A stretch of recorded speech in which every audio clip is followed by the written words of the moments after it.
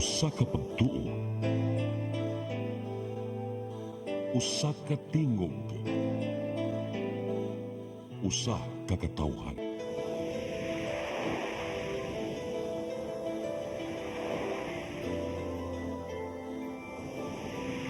Cebu Catholic Television Network.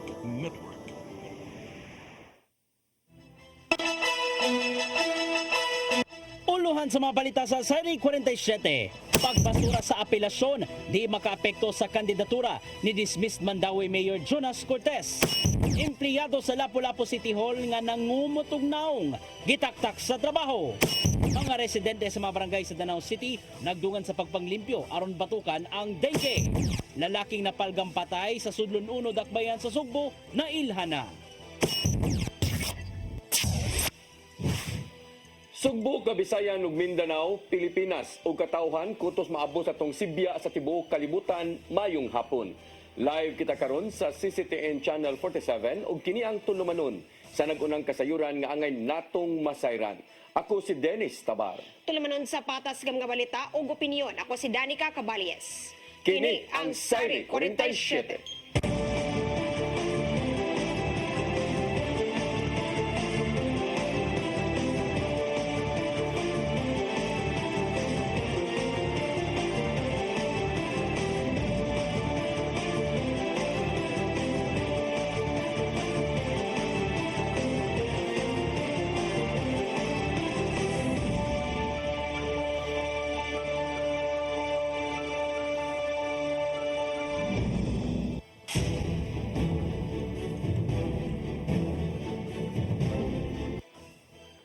O karon sa kompletong detalye sa atong mga balita, pagbasura sa Court of Appeals sa iyang hangyo nga temporary restraining order dili ra makaapekto sa kandidatura ni dismissed Mandawi Mayor Jonas Cortez. Giklaro usab sa iyang kampo nga ang TRO lahi sa nagunang kaso nga suspensyon ni Cortez.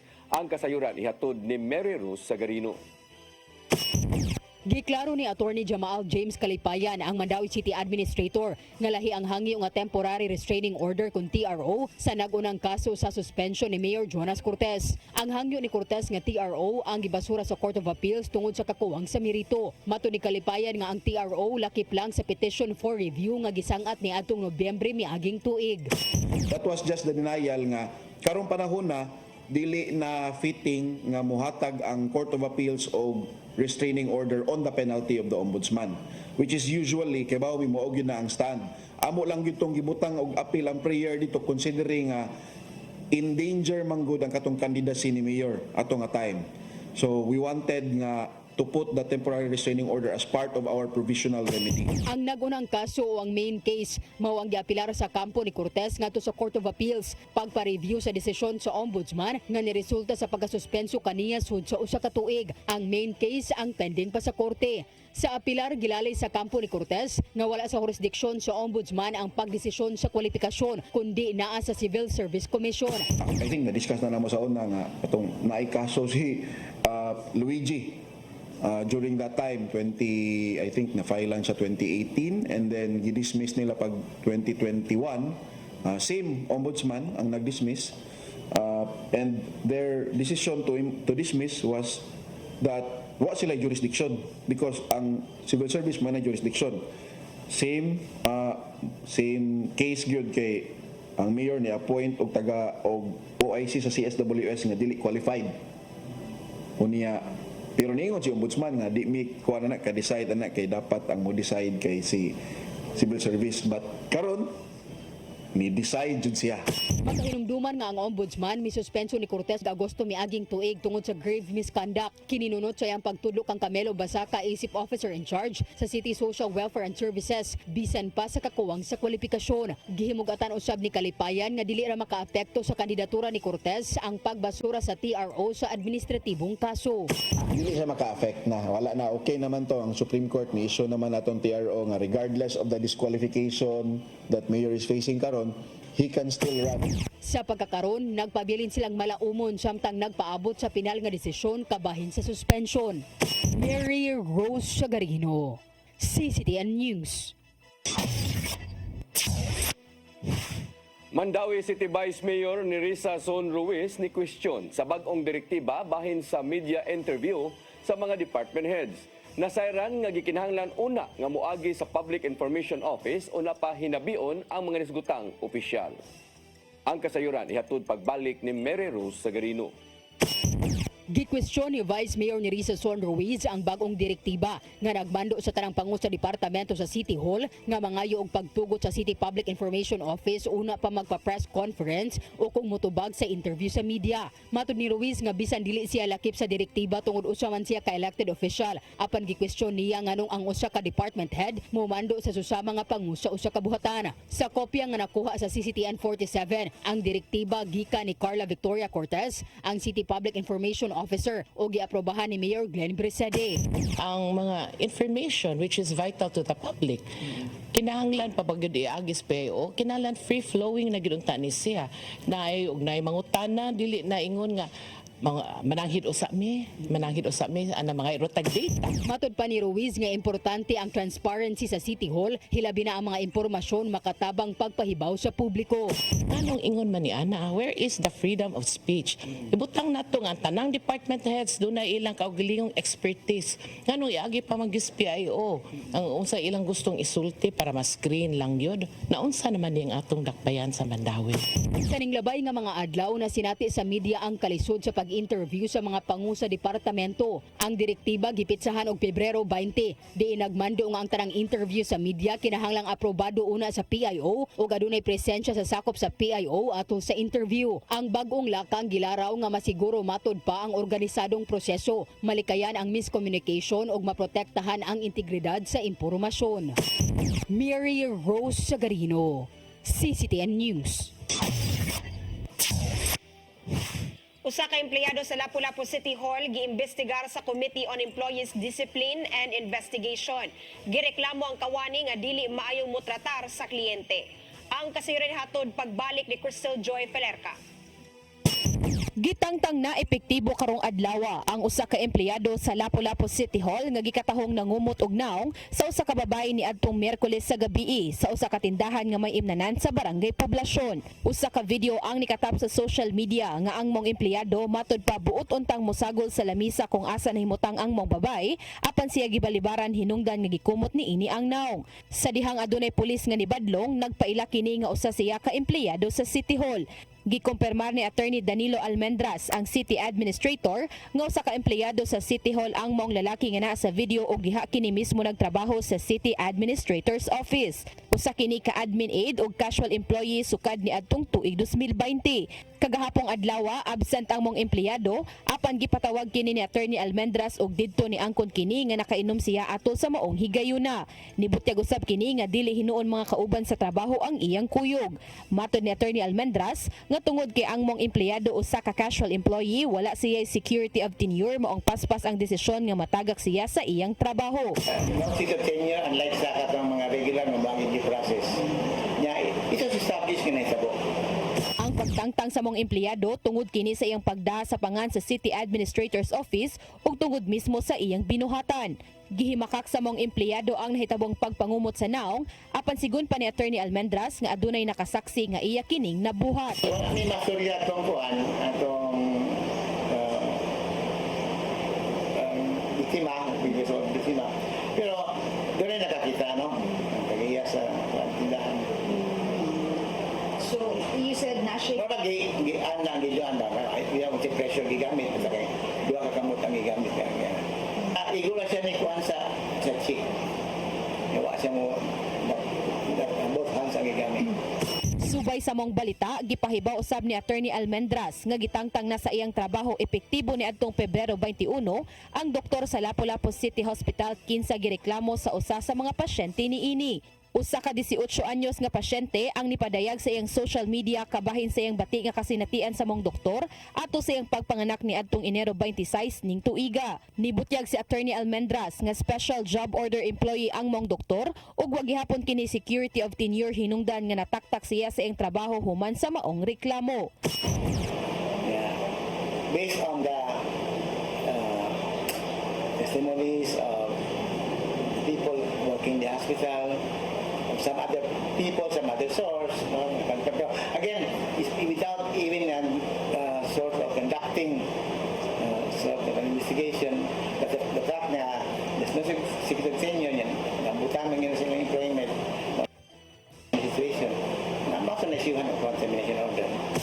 Niadtong Lunes lang paghuman sa flag ceremony, si Mayor Junard Hongchan ni pahimangno sa mga empleyado nga way luna sa City Hall ang mga empleyadong dili maayong motatar sa ilang isig kaingon.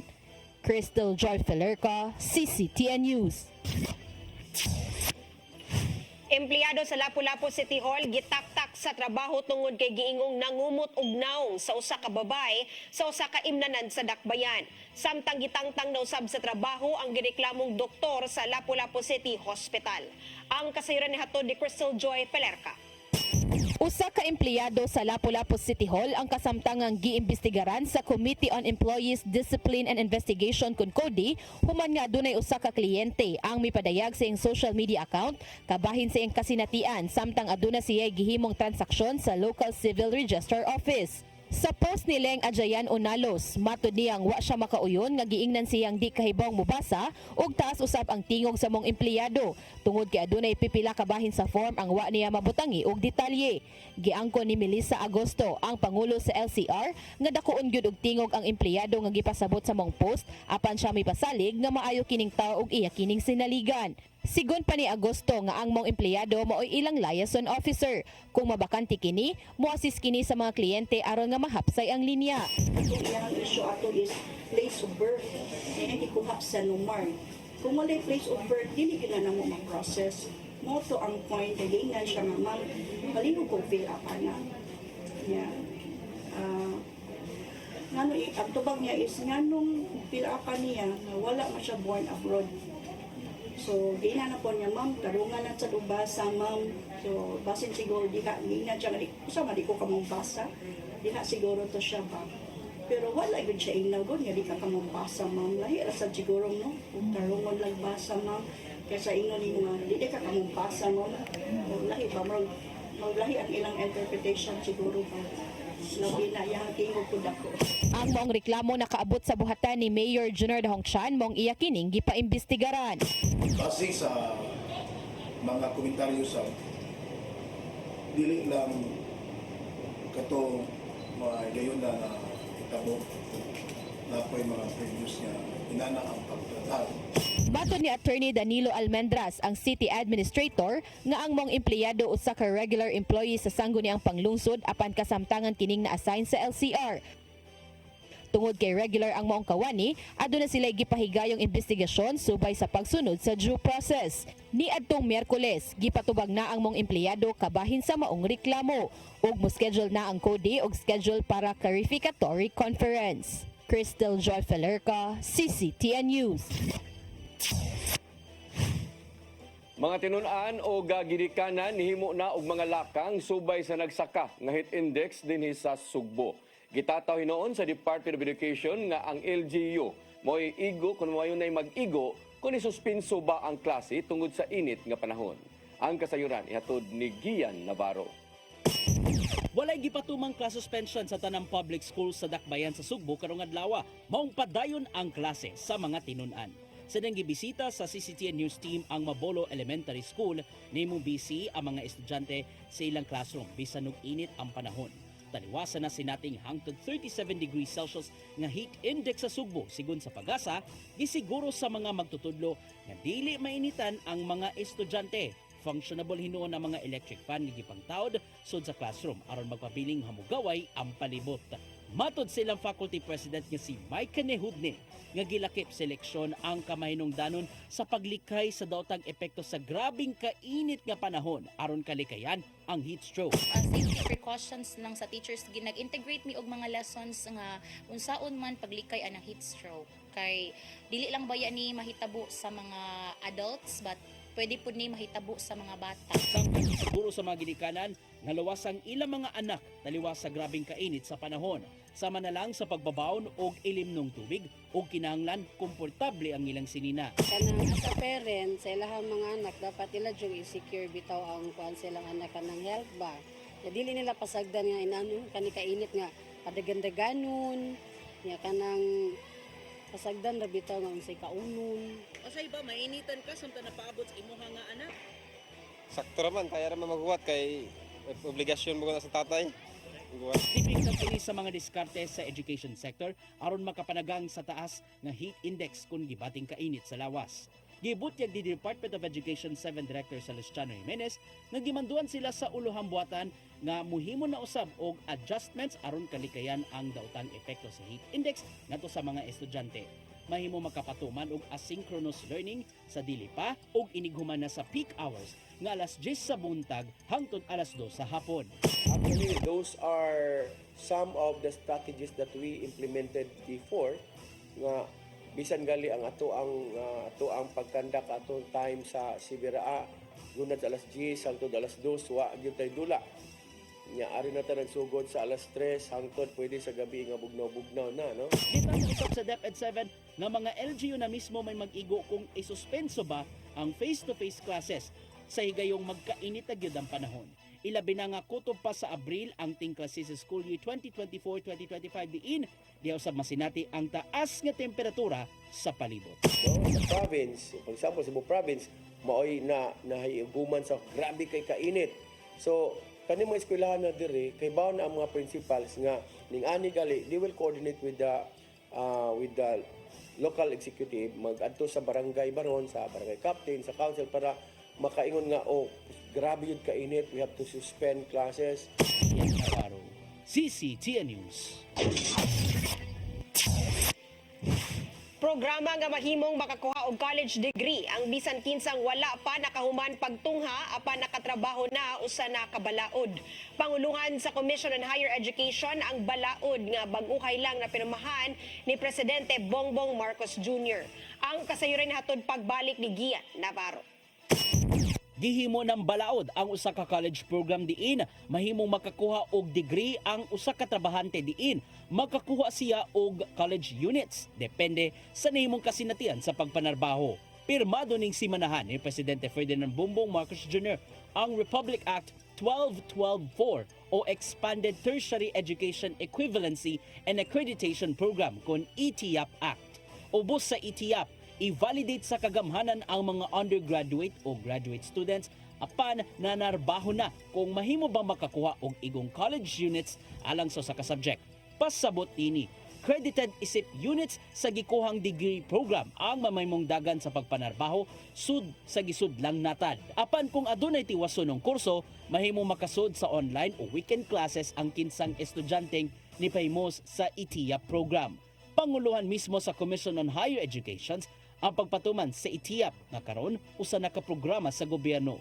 Sumapa ni CHED Chairperson Prospero de Vera III nga abli kini sa tanang mga Pilipinong ana sa 23 anyos nga pangidaron pataas o adunay high school diploma. Kinahanglan 5 na katuig o labaw pa siyang kasinatian sa trabaho subay sa gitinguhan niyang college degree. Alang sa mga interesado, kinahanglan makigalayon sa mga kolehiyo o universidad nga apil sa ipatumang programa sa CHED. Sukad gagilusad ang ETIAP dinhi sa nasod niyatong 1999 kapin 41,000 na ang nakahuman. Silang gikuang kurso sa kolehiyo ug graduado na. Gian Navarro, CCTN News. Musunod, mga residente sa Danau City nagdugan sa pagpanglimpyo aron batukan ang dengue. Kanaguban pa mga balita sa pagbalik sa Sayri 47.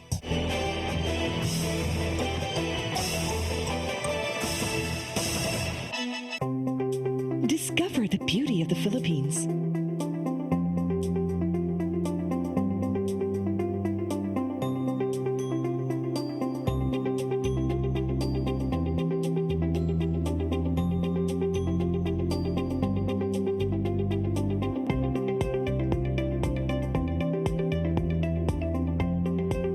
With Philippine Airlines, the country's flag carrier.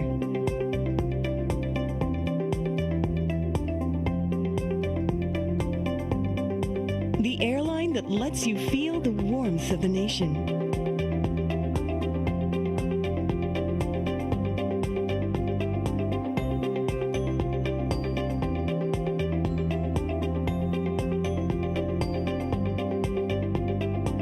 Mabuhay!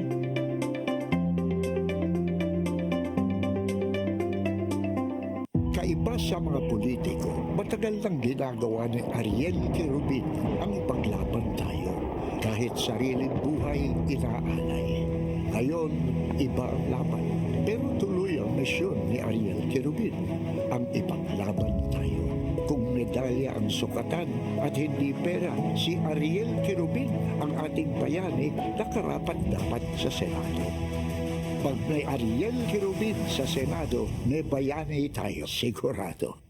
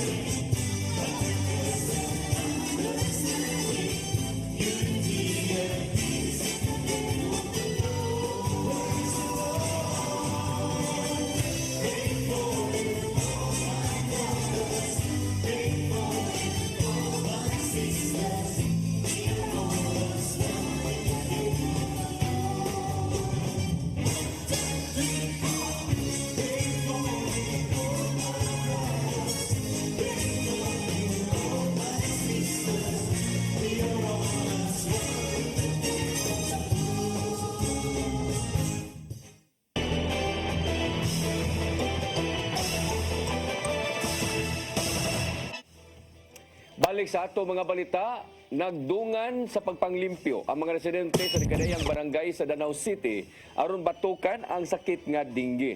Ganing nangulo ang City Health Office sa pagpahigayon o clean up drive sa palibot sa Matag Purok. Gipangyabo usab ang mga nagpundo nga tubig aron dili makapangitlog ang mga lamok. Daana nga miauhag ang Department of Health sa pagbalay nga kanunayon ang paghinlo matag hapon tungod sa nagsakang kaso sa dengue. Gihingusgan usab sa City Health Office ang uban nga mga residente nga kanunayon ang ilang search and destroy aron maminusan pa ang mga mataptan sa makamatay nga sakit nga dengue.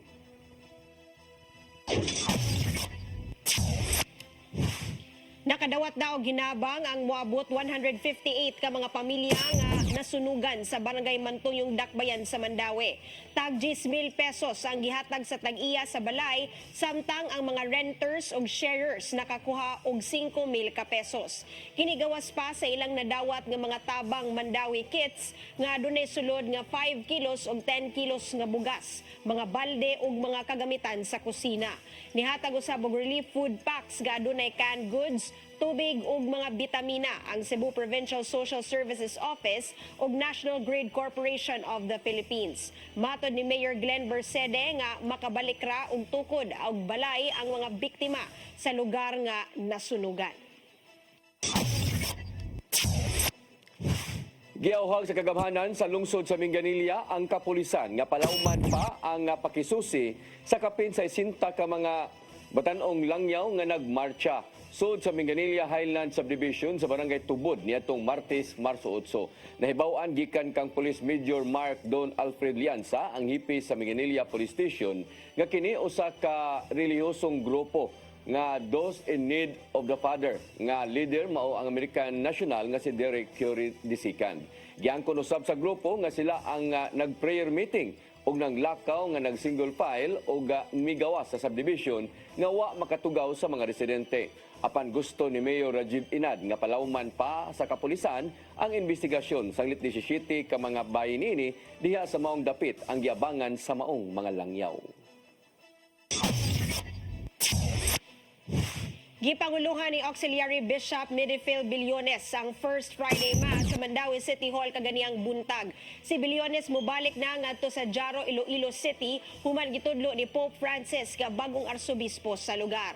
Iinstalar siya sa Archdiocese sa Jaro karong Abril 2. Nang hinaot si Bilyones nga usasab ka bishop ang muhulip kaniya sa Mandawi ug padayunon ang mga plano lakip na ang paghimong minor basilica sa National Shrine of St. Joseph. Ni padaig si Bilyones ay ang pasalamat sa mga sugbuanon labi na sa Mandawi diin siya ang moderator sa National Shrine of St. Joseph.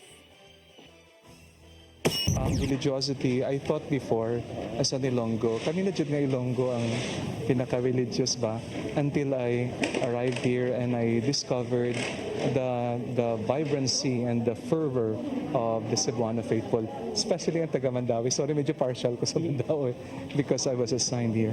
I will always be grateful for the many lessons and the love they have bestowed upon me. And so, maunang baunon ko as I go back.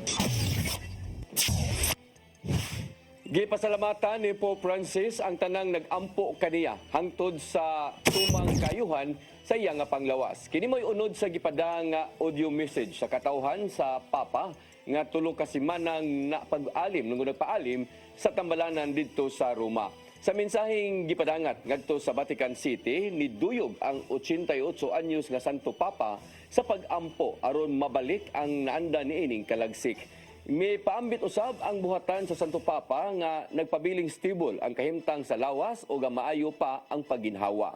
Itakdang ipahibaw usab sa mga doktor ang mamahimo niya nga clinical condition sa Santo Papa sa umabot nga medical bulletin ugmang adlaw.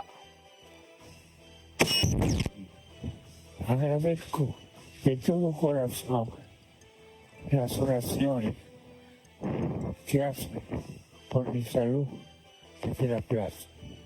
Los acompaño acá. Que Dios los bendiga y que la Virgen cuide. Gracias.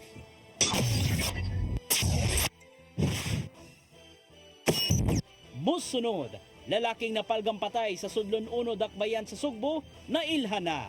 Kanaguban pa mga balita sa pagbalik sa Sairi 47.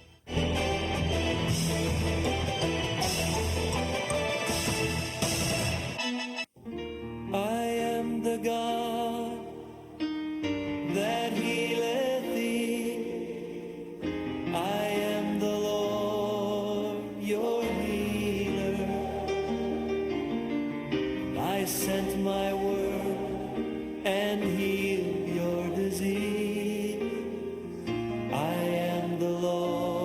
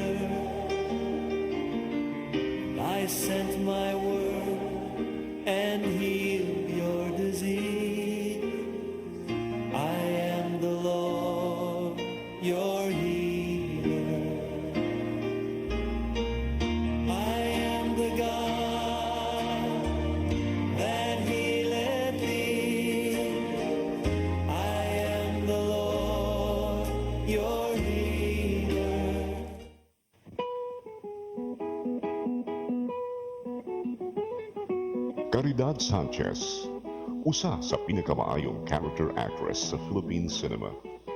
Sa iyang kabatanon, iyang danggong mahimong abogado, apan may patibabaw ang iyang gugma sa pag-arte. Estudyante pa lang, dihang nakasul sa Visayan Movies sa iyang unang pelikulang Giuluhan o Di Makaling. Gisundan kini sa pipila pa ka Visayan Movies hangtod nga nahatagan ng break sa LVN Studios sa Manila. Sa ubay-ubayng pelikulang iyang nahimo, siya gipasidunggan og Lifetime Achievement Award sa Star Awards niadtong 1999. Nahimong Best Supporting Actress sa FAMAS o Film Academy of the Philippines sa mga pelikulang Bagong Buwan ug Maalala Mo Kaya the Movie. Hangtod karon, si Caridad Sanchez aktibo sa show business, da ang tingog sa mga Subuanon nga kanunay nagpaluyo kaniya. Caridad Sanchez, Karbo sa Subo, Subuanon ni.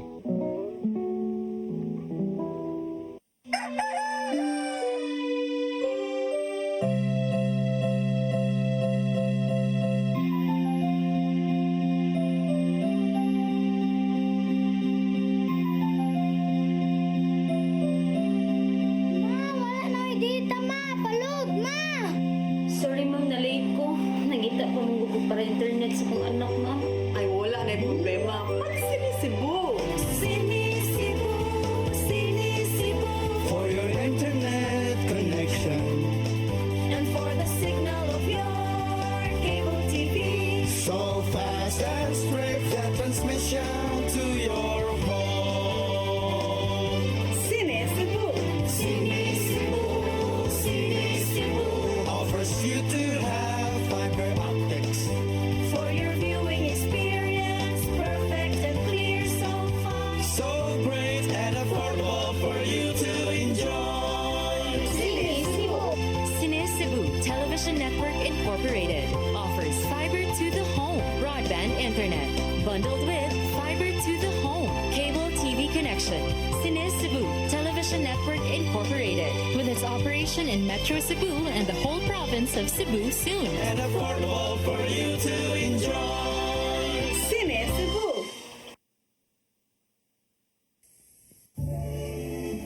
Ben Zubiri, kompositor, artista sa bantawan, pelikula o radyo. Mas nailhan sa ngang Iyo Karbo. Si Ben Zubiri ang isuwat sa way kamatayong awit Matud Nila.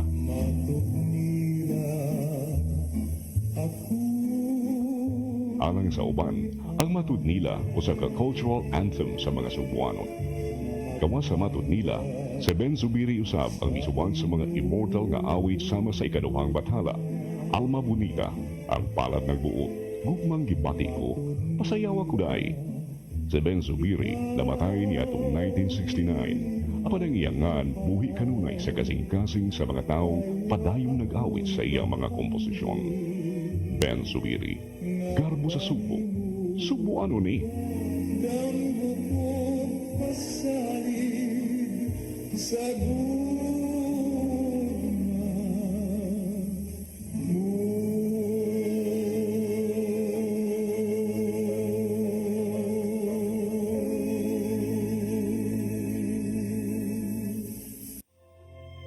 Ang kinabuhi puno sa hagit. Sugpila ka, Dria! Ay, paginarte! Pagdita ka! Puno sa pangutana. Bata pa gani ka kayo? Nagpuyab-puyab na ka? Kinsa man ang mga sakitin nato din ay karoon na kinsa! Kung si buti mo'y pasabot na di. Puno sa luha. Pagpili pa, ako nga imong anak o kanay imong mga babae. Kasuko. yung ano pa? Ano itang kani Papa? Apan bisan mangit-ngit pa ang imong kalibutan, aduna pa'y nagpahiping kahayag. Aduna ka pa'y kasumbungan.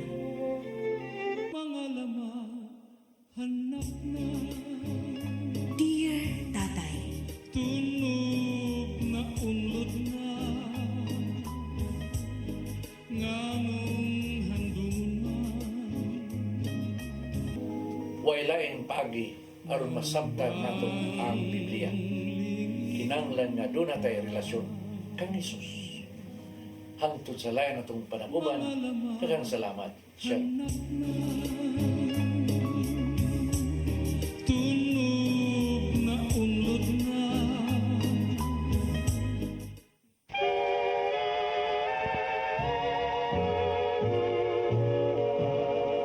Mariano Jesus Cuenco. Natao niadtong Enero 16, 1888 sa lungsod sa Carmen, Cebu.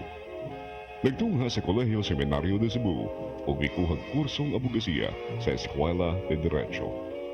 Si Mariano Jesus Cuenco nahimong miyembro sa Philippine Assembly niadtong 1912 hangtod 1916 ug 1925. Napiling kongresista ug Speaker of the House of Representatives niadtong 1922. Napiling gobernador sa Subo niadtong 1928 ug 1931. Nahimong senador niadtong 1941 ug chairman sa Blue Ribbon Committee atol sa termino ni Presidente Carlos P. Garcia. Si Mariano Jesus Cuenco magitan usab nga magsusuwat og editor sa usa ka pamantalaang kinatsila, ang El Precursor. Gipasinunggan sa Spanish government o Grand Cruz de Isabela, La Católica. Siya usab ang nisuwat sa mga artikulong Republikang Pilipinhon, Kodigo o Roma. Si Mariano Jesus Cuenco mipanaw niya itong Pebrero 25, 1964. Habang naging nasugdan, ipadayon sa iyang mga anak ug mga apo kay kasamtangang ana sa pangagamhanan. Mariano Jesus Cuenco, Karbo sa Subo. Subo ano ni?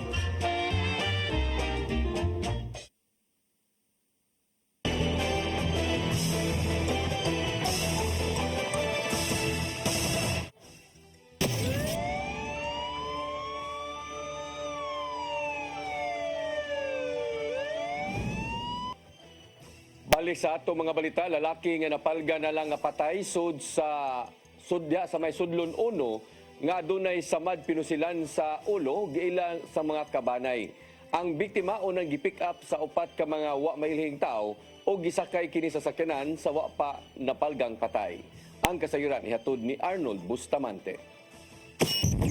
Giila na sa kabanay kadtong lalaki nga napalgan na lang wala na kinabuhi sa sitio Margo, Barangay Sudlon 1, Bukirang dapit sa sudad sa Sugbo sa alas 5:30 sa buntag kagahapon. Ang biktima mao si Eugene Baco, 58 anyos, solitaw, e-bike driver nga taga sitio Ilang-Ilang, Barangay Lagtang sa sudad sa Talisay. Nakaangkon gani samad pinusilan sa ulo nga mahinungdan sa iyang hinanalig ang kamatayon. Sigod sa mga kabanay nini nga nahinabi sa CBA ng DYHP nga gi-pick up si Eugene sa upat ka mga wala mailing lalaki. Alas 4:30 sa kadlawon sa susamang adlaw sa sulod silang balay o gagipasakay sa puwa nga sakyanan. Nakadungog na lang sila sa balita sa radyo nga dunay tawo nga napalgan nga wala na kinabuhi sa sudlon. Dali sila nga nangitag paagi nga makakuha sila hulagway sa biktima ug silang ilang nakita ang panagway nini. Ikumpirmar nila nga kini mao gyud si Eugene Bacos. Si Mary Bacos ang pagabangkon sa biktima mitugan nga tig-gamitan sa legal nga drugas ang iyang uyuan ug nagpanausab nini adto nga Marso 2020 apan nakagawas pagka Septembre 2023 apan iyang gitug-an nga bisan tigamitan kini sa legal nga drugas wala kini malambigit sa laing krimen sa ilang barangay kay lang kini nga magmaneho sa e-bike. Nakurat na lang sila nag-pick up na sa upat ka mga tao ang biktima kaysa wala pa kini mahitabo naara kini sa tindahan mag-standby. Walay nadunggan si Mary nga dunay na kontra ang iyang uyuan sa ilang barangay ug dili usab kini maldito gani daghan ang musugo kaniya sa pagpamanday. Si Police Lieutenant Colonel Maria Teresa Makatangay, Deputy City Director for Operations sa Cebu City Police Office, bibutyag nga makigalayon sila sa kapulisan sa Rekben sa Talisay ug sa pamilya sa biktima. Mangay sila sa kopya sa CCTV camera ug ilang ilhon kung kinsay na nag-iya sa sakyanan nga mo'y gisakyan sa pag-pick up sa biktima sa balay niini sa Lagtang, Talisay.